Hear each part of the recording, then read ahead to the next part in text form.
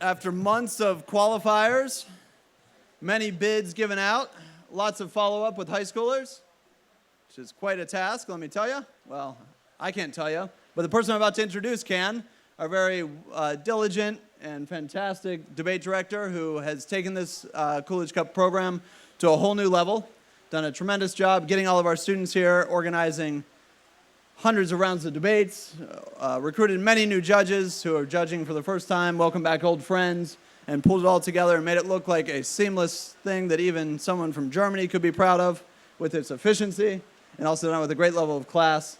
I would like to thank and recognize our debate director, Jared Rhodes.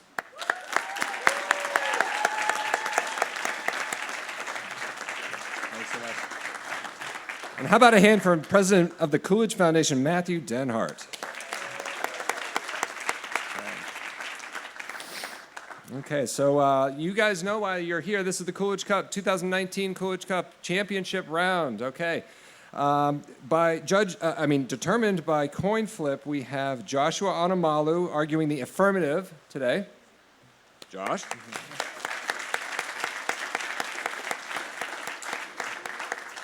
And we have Ezra Schrader arguing the negative today. Ezra. We have an esteemed panel of 11 judges here. I'm going to go through, just tell you a tiny little bit about them. Mr. Robert L. Luddy, founder and CEO of Captive Air Systems, Coolidge Foundation trustee. Give a hand wave or a rise if you want. Thank you very much. We've got Dr. Ben Voth, debate fellow at the Calvin Coolidge Presidential Foundation, also the director of debate and speech at Southern Methodist University.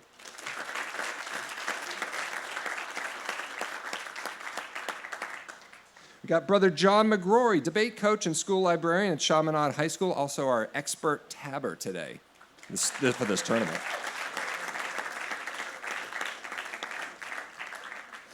Mrs. Mary Crowley, longtime teacher of the arts and local television host.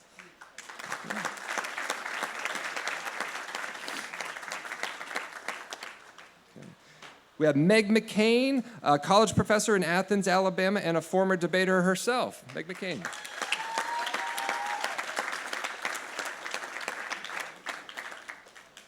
We have Mrs. Jenny Harville, great-granddaughter of Calvin Grace Coolidge and a Coolidge Foundation trustee. Jenny Harville. Mr. Tracy Messer, who you met last night, living history performer, Mr. Calvin Coolidge himself.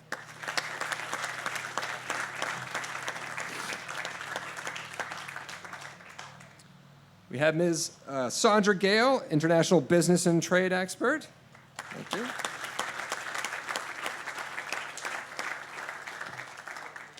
Dr. Roberto Salinas Leon, who you met last night as well, president of the Mexico Business Forum.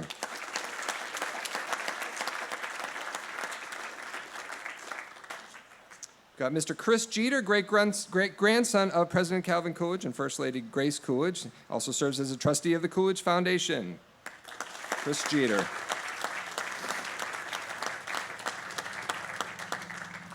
And me, debate director of the Calvin Coolidge Presidential Foundation. I'm also a lecturer in health policy at Dartmouth.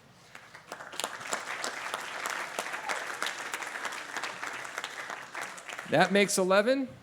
I will take my seat and we will begin the round. Gentlemen will be obviously speaking from here. If you do the cross-examinations with both of you standing, I think it'll all work out great. Thank you.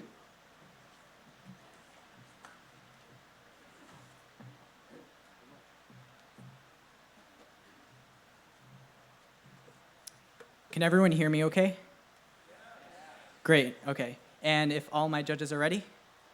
Fantastic. The illustrious Senator Bernie Sanders once said, "Free trade helps multinational corporations at the expense of everyone else." If Comrade Bernie opposes something that's free, it probably is a good idea. But in this speech, my case for unilateral free trade rests on two simple ideas. The first of which is that free market transactions are mutually beneficial for both parties. And second, that when we have free market transactions, that promotes specialization, which increases the goods and services for society at large. The mystery is that an exchange of equal value makes both parties well off. Unilateral free trade is simply the application of these simple ideas across national boundaries. Unilateral free trade, particularly imports, allows us to satisfy human needs and desires at a lower cost. Let's begin with the definition. Unilateral free trade is the policy of zero tariffs, quotas, or duties on imports. The goal for this round is American prosperity, which is the overall well-being of American citizens as a whole. My first main point is that purchasing power is prosperity. Prosperity isn't measured just by how much money you make. Otherwise, Venezuelans living with hyperinflation would be the wealthiest in the world. Prosperity is measured by what goods and services you can buy with, say, a day's worth of labor. This is known as purchasing power, and that's real prosperity. As Adam Smith wrote, consumption is the sole end and purpose of production. My second point is that imports increase purchasing power. They increase purchasing power by increasing the amount of goods and services available to us that we can get with the same amount of labor. The Council of Economic Advisors notes that imports have increased the purchasing power of middle-class households by 29%.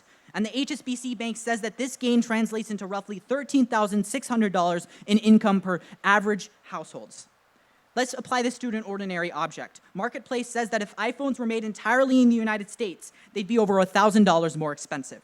Furthermore, and I cannot stress this enough, competition leads to innovation, which is the only way we can promote higher standards of living in the long run. My third point is that imports alleviate poverty, and they do so in two ways. First, they disproportionately help poor Americans, as they benefit the most from cheaper consumer goods. One study cited by Michael Tanner found that imports increase the purchasing power of poor Americans by 62%. For a single mother working paycheck to paycheck, struggling to put food on the table, this has the same effect as a 62% increase in a real wage. And the second is that it helps poor workers who work in exporting industries in developing countries. Doug Irwin notes in his book, Free Trade Under Fire, that empirical evidence shows that when developing countries increase their exports to countries like the United States, there is an empirical link between that and decreases in poverty, such as in countries like India and China and other Southeastern Asian countries. The fourth point is that imports benefit businesses. Now, the job loss argument is the most common argument against free trade, but it fails to take into account all the jobs we gain from imports. First of all, roughly half of US imports are capital goods consumed by manufacturers and businesses. The cheaper capital goods allow them to compete more competitively. The Federal Reserve Bank of St. Louis says that imports actually play a more critical role in expanding manufacturing output than exports do. Second, imports help wholesalers, retailers, shipping companies, salesmen, dock workers, truckers, and marketers. In fact, American businesses benefit more from cheaper imports than foreign businesses. The Federal Reserve found that for every dollar spent on Chinese good, 55 cents goes to American companies. It's a win-win, not a win-lose. Finally, more imports mean more exports. When we buy goods from other countries, we use dollars. What do they do with the dollars? They can either purchase US financial assets or they can buy more US exports. In addition, about 31% of Chinese imports contain US-made products that we sold to China. So when we purchase Chinese imports, we're actually indirectly supporting more exports. All of these reasons support jobs in the long run. And even if there is temporary job dislocation, that is only a sign that foreign businesses can satisfy our consumption better than our domestic producers. And that is how technological and economic progress is achieved. My final point is that tariffs fail and they reduce prosperity. First of all, you would be hard-pressed to find a single example of a tariff being effective at advancing a domestic industry in the long run. Market forces will ultimately prevail. But not only that, they inherently create net loss because they restrict specialization and they restrict mutually beneficial transactions. The American Enterprise Institute, Peterson Institute, Federal Trade Commission, and Federal Reserve Bank of New York studied each tariff imposed between 1950 and 1990. On average, tariffs annually cost U.S. consumers $620,000 per each job ostensibly saved. Jobs that each only make about $41,000 per year. The evidence is clear. The verdict is in. The question is, will we embrace unilateral free trade? One final point. Frederick Bastiat in The Law wrote that tariffs are legalized plunder because they unlawfully take what belonged to some U.S. citizens to enrich others. And that's why we must embrace unilateral free trade.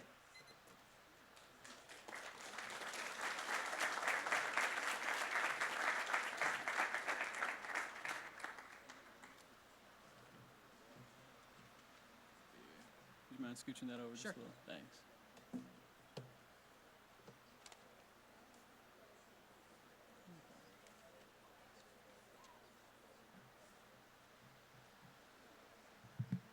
Y'all ready? Excellent. First question. What do you think has higher environmental standards? A production plant in the United States of America or one in China or Mexico? Generally, production plants in America have higher environmental standards. Which ones do you think have higher labor standards? Better So- benefits for workers, those in China or those in Mexico? What is your definition of a better labor standard? Which ones do you think would be more likely to provide benefits like healthcare, pensions, and more likely to inspect their products and safety standards? American companies are more likely to provide that. However, when the government mandates such benefits, they have the potential to create more unemployment, especially for the most disadvantaged workers. Thank you. So, can I ask you something? If as a result of lower safety standards, a worker died to make this pen, would you buy it? I would have to know first how that happened. If it was just a one-time accident, then that doesn't indicate that there was malintent on the part of the company. Okay. So let me prevent you less of a hypothetical. Let's say a Mexican company had a faulty steel frame that wasn't inspected after months and months of use. And as a result, a woman lost her hands to make this pen. Would you buy it? So if there was faulty, I'm not sure, like, once again, I would have to know the specifics of the circumstance, but the free market on net is more effective than government regulation because if they're faulty steel frames, the purchasers of those steel frames don't want them in their businesses because it wouldn't be good quality for them. I'm not talking about regulation. I'm talking about your own personal morality. Would you as an individual buy this pen if a worker was harmed by an unsafe work environment? So if there is a precedent of unsafe working conditions that the business owners clearly knew about and didn't do anything to take, that would cause me to not try to buy that. But All right. personal morality isn't the same as government morality. Thank you. So there's an ethical concern in buying this pen. Let's say I could Yeah. sell you this pen for a nickel and someone was still mutilated in producing it. Would you buy it? I'm not sure how a person is mutilated in producing a pen. Going back to the example of a steel frame. Wait, steel is not, how is steel used in the production of, like, steel frames are not used in pens.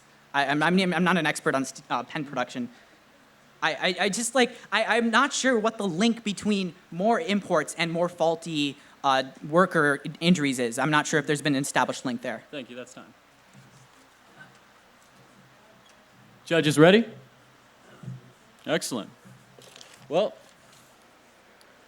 allow me to establish the link.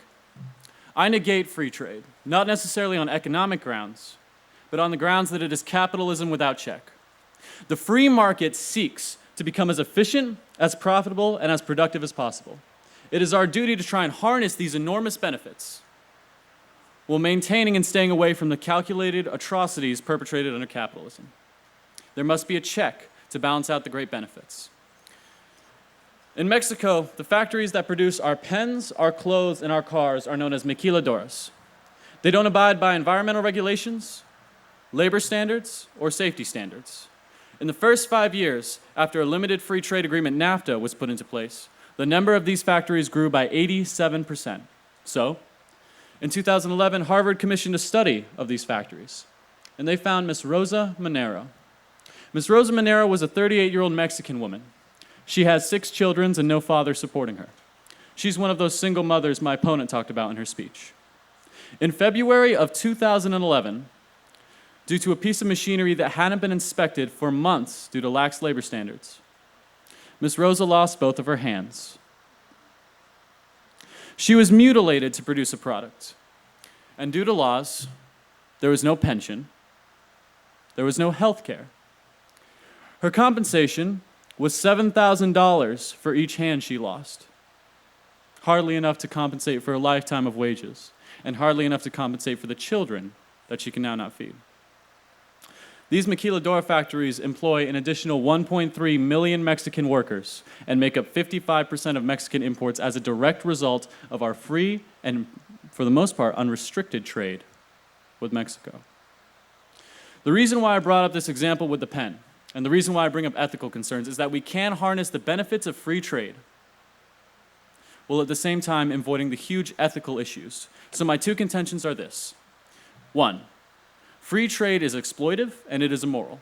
And then 2, free trade is inherently unsustainable for the environment.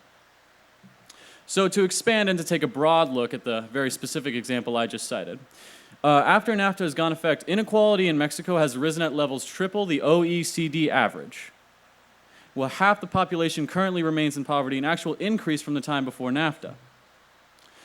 Mexican workers have been subject to abuse and have been exploited by nations like ourselves in America in order so that we might take advantage of their lax labor standards, their lax environmental standards, and their lack of respect for human rights that we cherish here.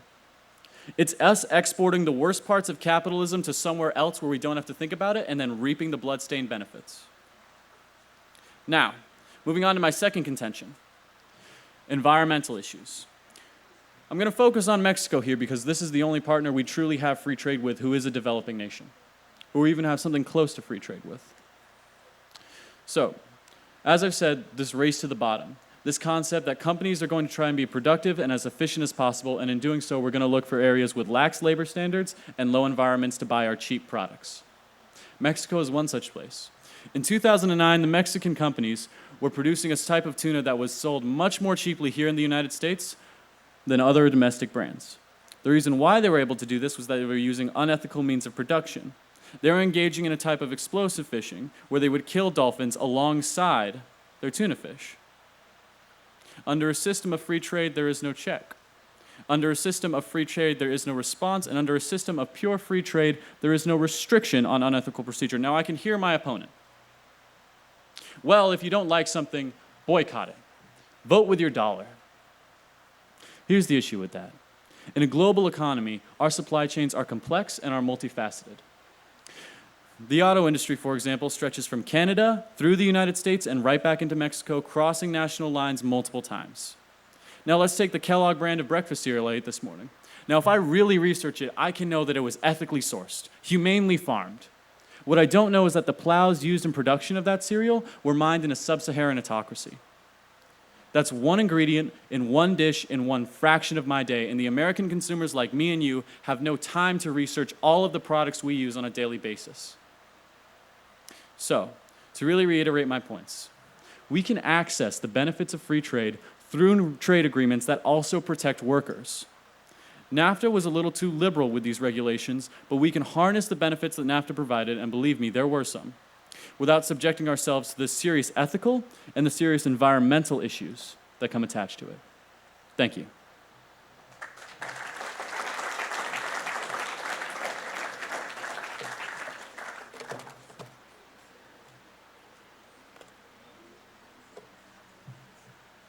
Okay.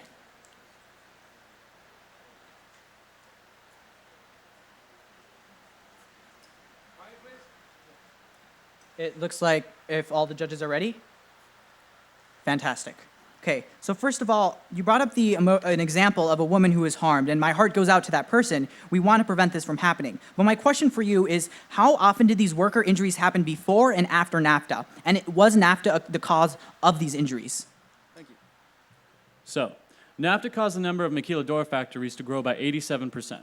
There are 1.3 million Mexicans working there. According to the Harvard study I cited, these workplace accidents are, quote, common.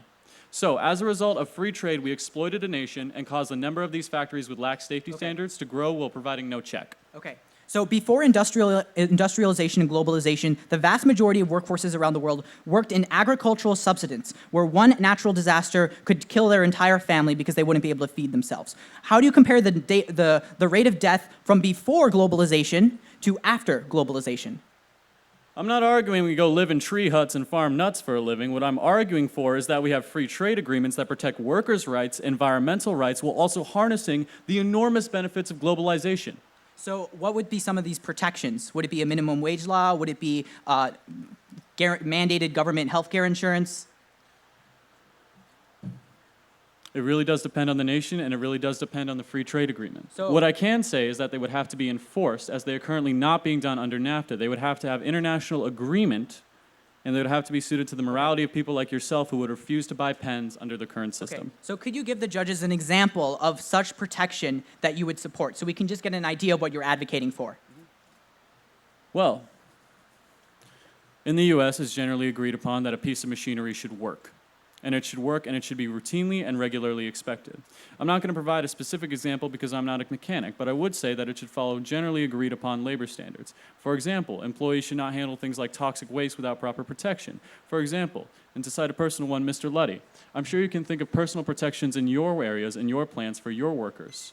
Those should be applied internationally. Right. Thank you. Thank you. I'm out of time, and I will take some affirmative prep time. Are all my judges set? Ezra? Great. My opponent has presented a morally compelling case against unilateral free trade. And I want to first of all say that I want to help these people in these poor countries.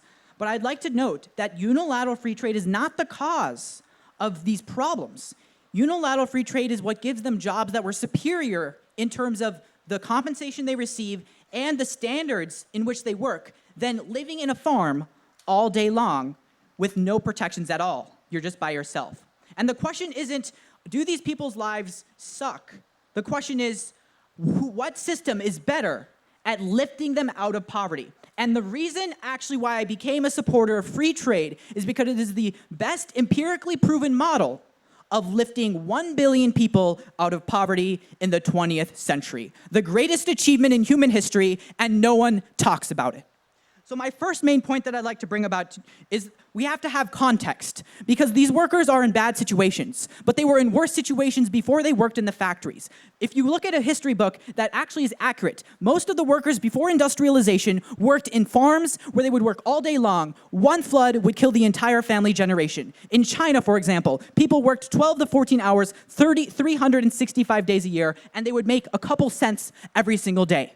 I believe, and I believe the evidence supports this, that their livelihoods before free trade came and globalization came was much worse. Now, my opponent talks about how we can have agreements that still accomplish free trade, but have regulations and protections. But notice that when I pressed him what specific protections he wanted to implement, he was not able to give you an answer. There's one principle in social sciences that dominates. Good intentions do not equal good results. He would need to prove to you that there is an example of a labor protection that has actually been effective at lifting people out of poverty and giving them better life outcomes. And I believe there's strong evidence to the contrary. First of all, child workers in Bangladesh. In Bangladesh, there are many poor families who the parents' jobs are not enough to give them money. So they have the children, and this is a horrible situation, they have the children help work part of the day so they can supplement their income. Now, the developed world, thought that this was a travesty, and they were right. But their solution was to ban trade made by textile child workers in Bangladesh. What happened? Dr. Benjamin Powell found that this actually increased child prostitution. Instead of working to provide bread for their family, and when that was taken away, they turned to prostitution. So there's no moral superior system here. There's no utopia. There's only one system that provides better opportunities. And this brings me to how economic development happens. How do people get to a place where they don't have to choose between two bad options? And that is accomplished with economic growth. Economists agree that economic growth and specialization gives more goods and services, which is what gives people the opportunity to not have to work for nothing. It gives people the opportunity to elevate their standards of living. There's only one system, free trade, that in the long run actually protects workers.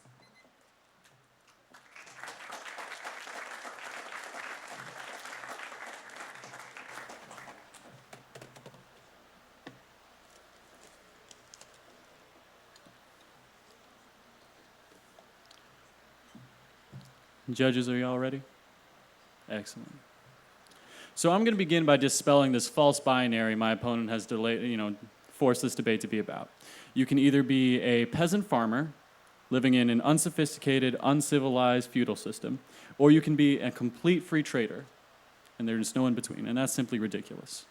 We can have restrictions while accessing the access and benefits of trade between nations. Take the US, for example. Just because we have labor laws and we have restrictions doesn't mean we're all going back to our peasant jobs that we had. Doesn't mean we're working in the Lowell mills. Globalization is not completely separate from some checks on capitalism. So you asked me to cite one specific policy. Well, there's one right there. How about instead of banning trade with these areas, with child laborers, we instead force these people to adopt certain standards and safety standards for these children? Engage in a trade pact with the country you cited. Say you have to improve your relations and you have to improve regulations to support these children and protect them. Better yet, say you have to establish certain safety standards. To cite one, for instance, if a child is, say, 10 years old, they can't spend 8 hours a day in a factory. That seems like a pretty shared and universal value. So this is the advantage of multilateral free trade agreements, is that they access the benefits while at the same time ducking the serious ethical and environmental costs. And that's one part my opponent hasn't contradicted, the environmental costs. In those maquiladora factories, there is no such thing as environmental regulation. The children he's citing, the ones that could be protected under a multilateral free trade agreement, they would benefit by being protected at work and also having a cleaner environment for them to grow up in. Now, moving on to my final contention.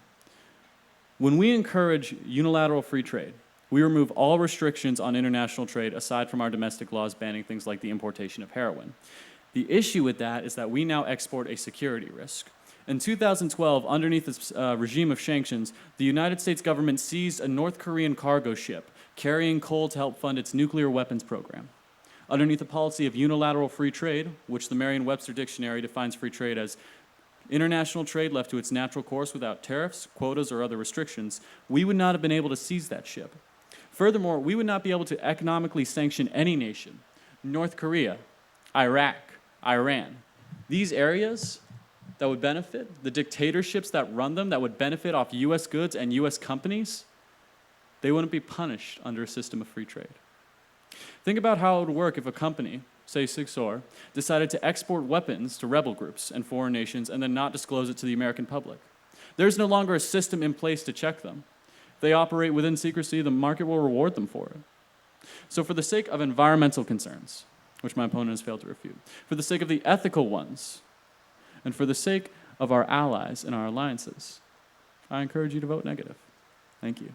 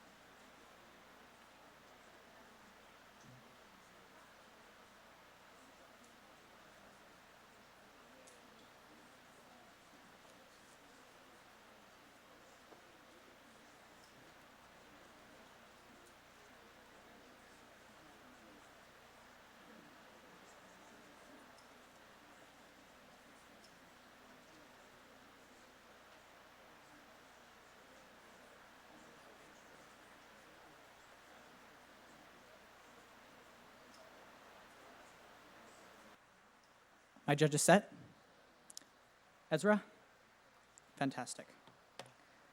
I think we veered a little off topic in this debate. My opponent has argued that with unilateral free trade, there's literally nothing that we have. He's basically saying that under an affirmative ballot, we have complete anarchy in the marketplace. This is not an accurate representation of unilateral free trade. It's unilateral free trade, not universal free trade. Universal means there's absolutely no government interference whatsoever. But if we look at the definition of unilateral free trade I brought up in my first speech, it is the policy of zero tariffs, quotas, or duties on imports. So, what does this mean? It simply means that, yes, it is a 100% elimination of three specific things. Things that are meant to protect certain industries at the expense of others. But nowhere does this mean that we can't have A, sanctions, which are not meant to protect, they are meant to punish, which is the differentiating factor. Second, we can still have certifications and licenses. It would be an extreme position to make me defend a system of global trading where we have no licenses, we have no requirements, and no safety precautions. Every single country around the world, even countries that have unilateral free trade or 2% flat tariffs, still make sure that their imports don't have radioactive material in them. That's why we have inspectors in our ports who inspect things to make sure it's not going to cause a mushroom cloud in New York City. I should not have to defend that we don't have those things. We can have unilateral free trade without and still have those policies. Now, I'd like to move on to my next point, responding to his point on environmental factors. Now, in the long run, free trade promotes greater environmental standards, and this is for two reasons. First, and this is called an inverse U-shape, which is that in the short run, there is a decrease in environment, but in the long run, there is an increase in the environment for two reasons. First, economic growth leads to new innovation. It is economic growth that allowed us to invent fracking and clean natural gas in the United States, which makes us the country that decreased carbon emissions the most. When you have more economic growth, people invent new technologies to solve the world's most pressing problems. Second, when you have more free trade, you promote an independent and wealthy middle class, something that he doesn't dispute. He doesn't dispute any of the economic benefits of free trade, which means he must be willing to accept the impacts. Then one of the impacts is that there's a middle class that would be created that care more about the environment. You can look at countries that have, once they have wealthier citizens, the citizens take more domestic regulation to stop environmental problems. So we can still have domestic regulation in each of these countries that improves their middle class. Now, his next point was that there's a lack of transparency. My response to this is that when we have free trade, we can still have private, non-governmental, fair trade organizations. As globalization has increased, there has been a proliferation of fair trade organizations. You can look at many different boxes and of food and different types of consumer products. They say fair trade certified. This can be accomplished either through government requirement or through private requirements, but we still have transparency. Now, I want to talk about the idea of child labor, because he advocated the idea that children should not spend more than 8 hours in a factory or something like that. First, I don't have a number here, so I'm not saying this is true, but how many children actually work more than 8 hours around the world? Because my opponent is trying to make me defend the most extreme excesses of free trade. But even if there's extreme excesses, judges, think about what actually impacts people's lives. What impacts people's lives and what creates more prosperity. And this isn't just money, because Douglas Irwin says that when people have more money, they can afford better health care. And they have longer life expectancies, which is what we saw in Asian countries when they embraced globalization. The free trade model is the most demonstrably beneficial thing for the United States. And my opponent, and this is the most important point, has not read one piece of evidence citing the success of any tariff policy at helping human rights. Affirm the resolution.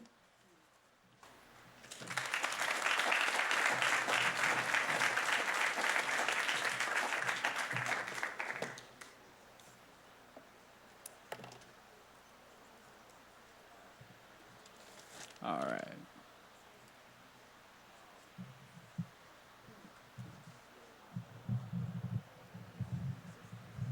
There we go.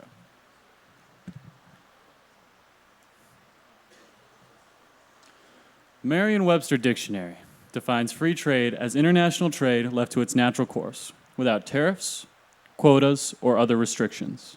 That's the dictionary definition of the term we're currently debating. Economic sanctions are a restriction on international trade. That violates the definition, the dictionary definition, mind you, of free trade, and is therefore applicable to this argument. Now, my opponent brought up a point about domestic regulation. Actually, before we get to that, I want to make one thing clear. My opponent is conflating the benefits of trade with the benefits of unilateral free trade. They're not mutually exclusive. Trade benefits came under NAFTA. You saw the Mexican GDP as a whole grow by 30%. You saw the U.S. grow by 38.8%, according to the Washington Post. So even under a system that is not quite free trade, we can still see the great benefits of economic expansion and of trade as a whole.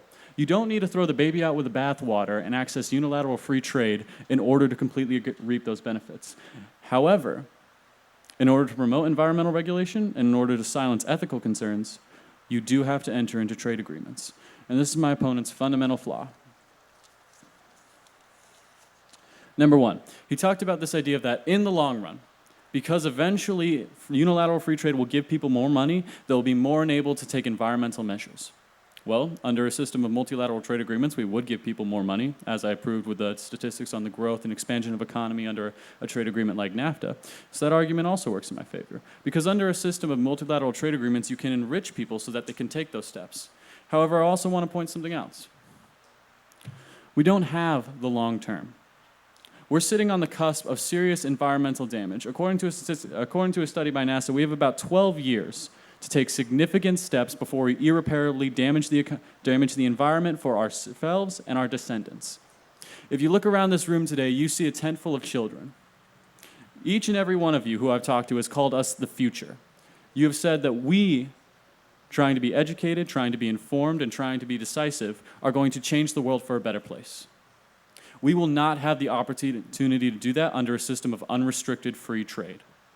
Because environmental regulations embedded into multilateral trade agreements, that's what can help solve the issue. Unrestricted free trade, capitalism without check, the dictionary definition of unilateral free trade, it won't. It will encourage and enable a race to the bottom, where nations that can produce things the most efficiently and the most cheaply will be rewarded regardless of their environmental or labor standards. So, I really want to return to my economic sanctions point because I think it's important. I've already shown through the dictionary definition how it deserves to be within this debate, but I really want to expand on this.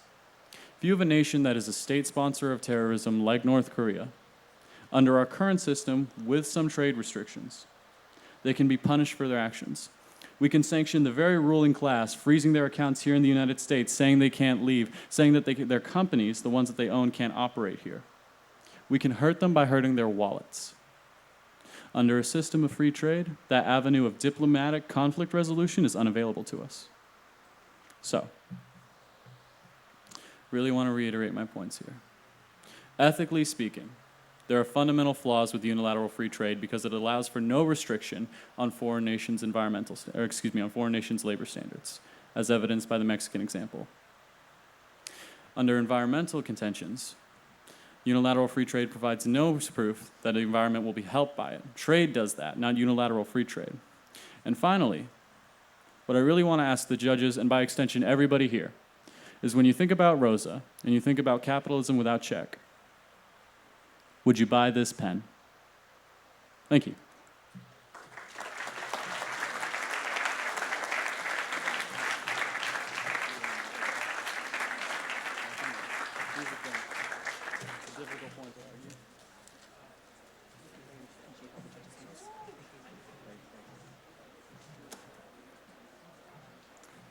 Thank you, everyone. Our judges are going to be deliberating independently for the next couple of minutes. And then we are not going to be disclosing the counts or the result immediately. What we have set up, and I can see them setting it up right now, is a luncheon / award ceremony. And at that point is when we are going to be announcing the winner. It won't be too long, but I just didn't want you to think that we were going to be doing it imminently. So we'll see you in a few minutes. Anybody who judge, we're very committed to the citizen judge model. We think it's a good thing for debaters to be communicating to regular people, and sometimes those regular people are professors at various places, and that regular people does not have any connotation other than non-debate expert. So any citizen judges, maybe raise your hand, and then if we could give them a round of applause. Thank you. Thank you very much. A quick thank you to any staff of the State Historical Society, who are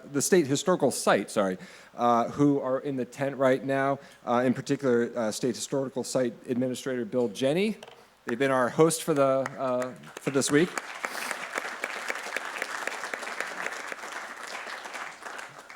I'd like to thank the Coolidge Foundation staff members that many of you have met. Certainly all the students have gotten to know well. Sam Williams. Sam Williams right over there. Cece Borzilleri, Catherine Bassett, John Farrell, Rob Hammer, and Matt Denhart, of course. Thank you all.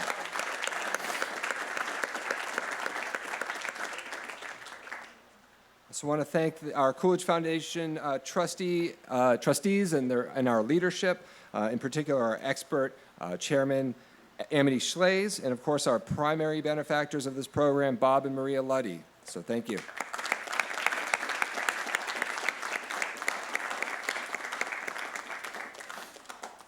My next thank you is slightly different, and it involves a trip up to the podium here, a real quick trip. I'd like to call up somebody who is critically important to the operation of this tournament. A number of people have noted to me, oh wow, this is really kind of going on time and seems to be going well, and I thank you for part of that. But really, a big part of that is also Brother John McGrory. Come on up, Brother John.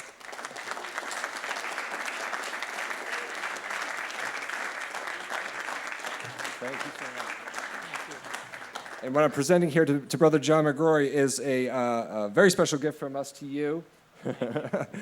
The Coolidge Foundation's very own Calvin Coolidge necktie. Thank you so much.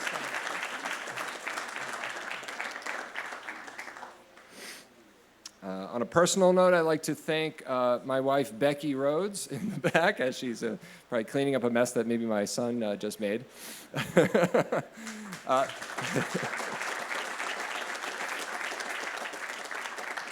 Thank you, Becky. Becky was a judge yesterday, did, I think, 7 rounds, so thank you, and has also enabled me to be here by taking kid duty. Okay, on to some awards here. We've got some speaker awards, and I'm going to call up Dr. Ben Voth to present these. Go ahead.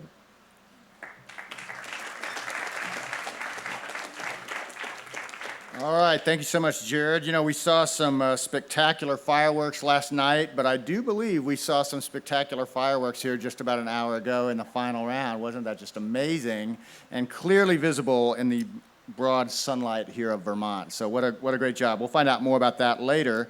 However, I have here kind of clicking in my hand, I don't know if you can hear that. These are Calvin Coolidge coins. These are legal tender from the U.S. Mint, and they have Calvin Coolidge's image on them.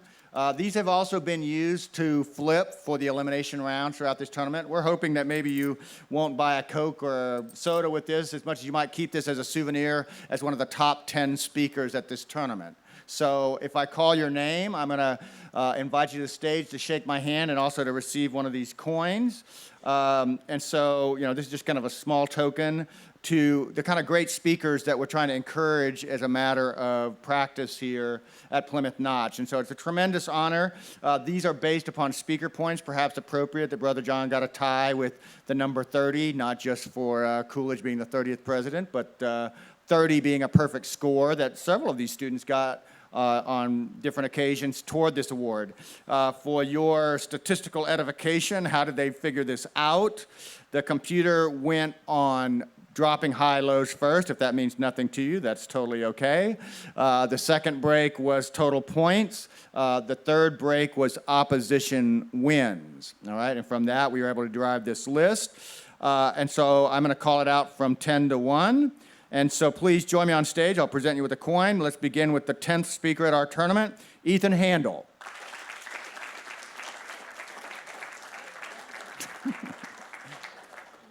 Perhaps we'll find Ethan later. 9th speaker, Joseph Dowdle. Oh yeah, I didn't say the one clap, did I? All right. All right, I see no Joseph. Let us go to the 8th speaker. That is Uma Menon. Come on up here, Uma.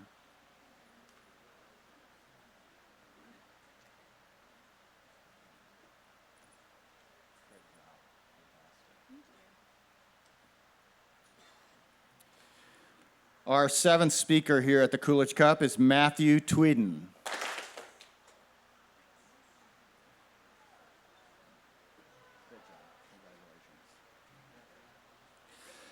Our 6th speaker was there in the final round, Joshua Anamolo.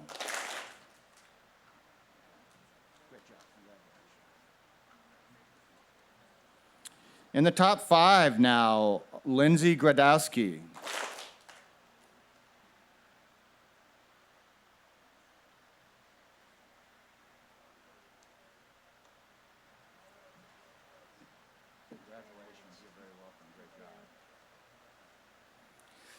Our 4th speaker here at the Coolidge Cup, Kyung Wong. I think I called you. No, I'm sorry. I apologize. Kwang Wong? Okay. Yeah. Let's look and make sure. See if this is the name you like here. Oh, that is me.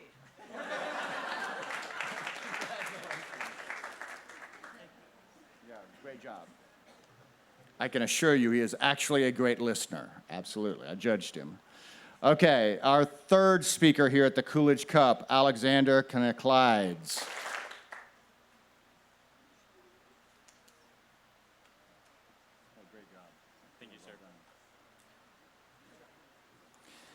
And the second speaker is Hannah Rogers.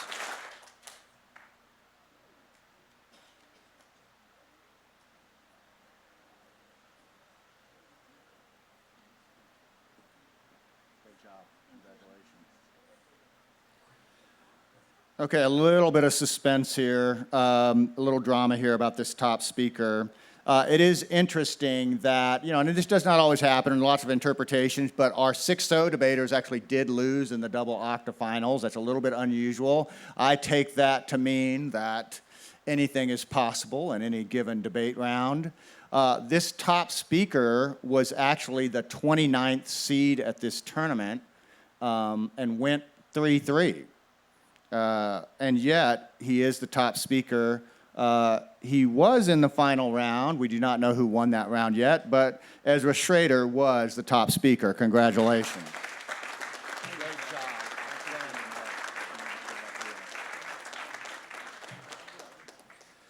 With that said, I'm going to turn it back over to Jared, who's going to announce kind of our other awards. I'll be down here by the table handing out some hardware and making some more handshakes. But again, it's been an honor working with you, and I welcome Jared back to the stage.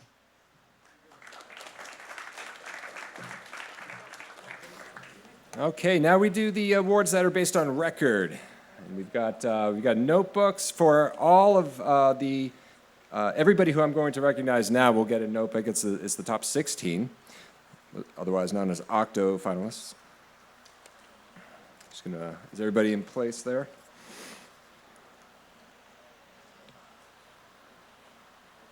Okay, so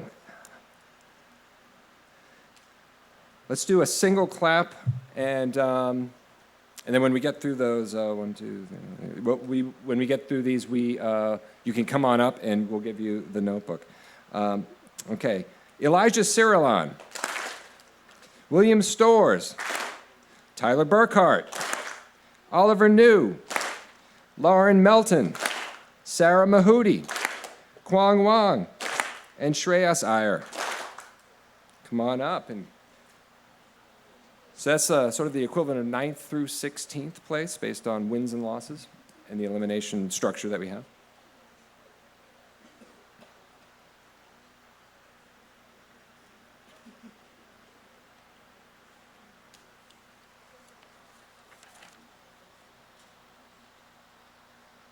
Okay, next we are ready for our Coolidge Cup.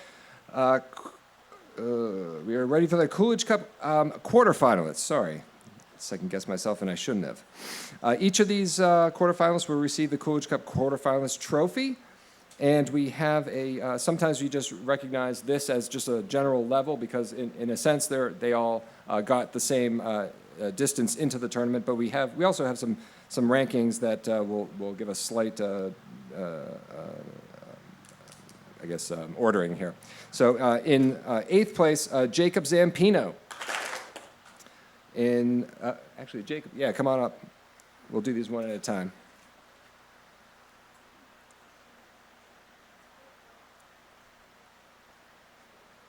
Excellent. Yeah, come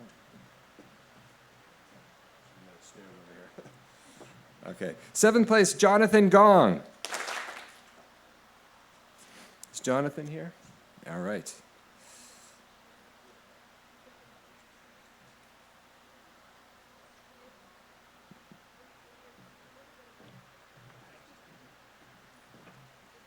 Sixth place, Ali Cohen.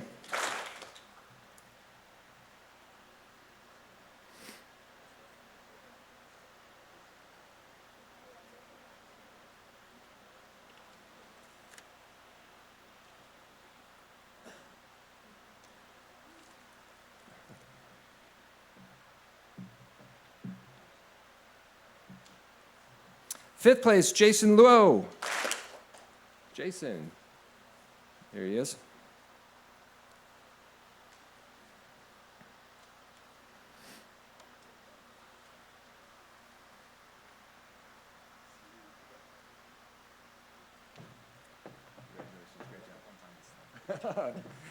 He just told me that he woke up on time this morning. Had a little bus holdup yesterday. Okay, here we go. And for these next few, I would like to invite Bob Luddy. Can you come on up here and help Dr. Voth and Cece administer these? Let's go over here to the trophies. Thank you. Okay, so this is the Coolidge Cup semifinalists, and this is third and fourth place. Each of these semifinalists received the Coolidge Cup semifinalist trophy and a $500 monetary prize.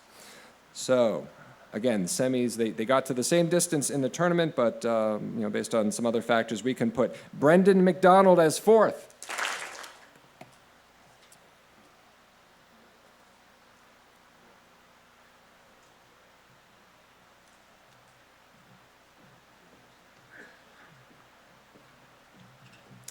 And in third place, Uma Menon.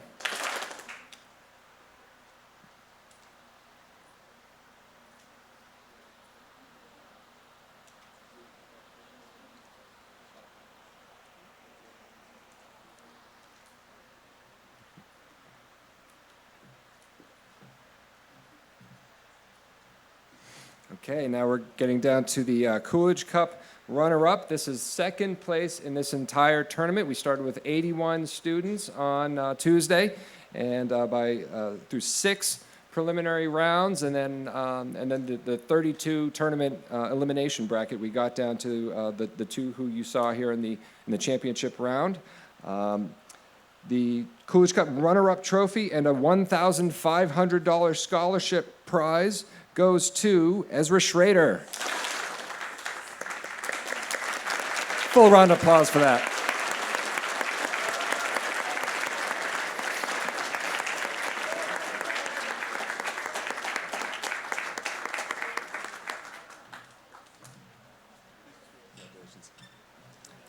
And literally by a process of elimination, you all know that first place, I'm proud to say, by a 6-5 decision.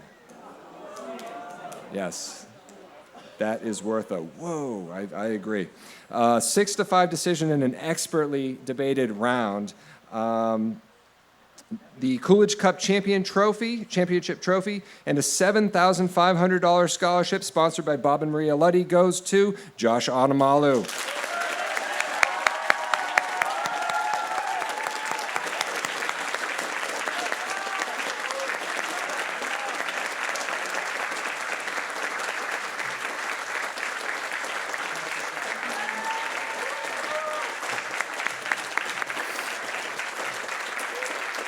I'd like to ask anybody who won something just now, please come on up. We're going to do some photos and such. And for everybody else, we have a program actually up that concludes our tournament. But we have a program up at the church starting at 3 o'clock. It's Tracy Messer, our Coolidge living history performer. He's going to be discussing and taking Q&A with regard to the 1919 Boston police strike. That is at the church up the road a little bit. I gotta steal the mic for one last thank you. 2 last thank yous. Coolidge often talked about the importance of charity and how things like trade allowed prosperity and charity allowed for programs like this. We could have quiet just another second, please. Thank you. So I'd like to thank everybody who has supported this program, whether that be by volunteering, by working extra hours beyond what's even conceivably reasonable, our staff, and especially to our supporters, the Luddys, who really make this program possible at all. So let's thank Bob and Maria Luddy.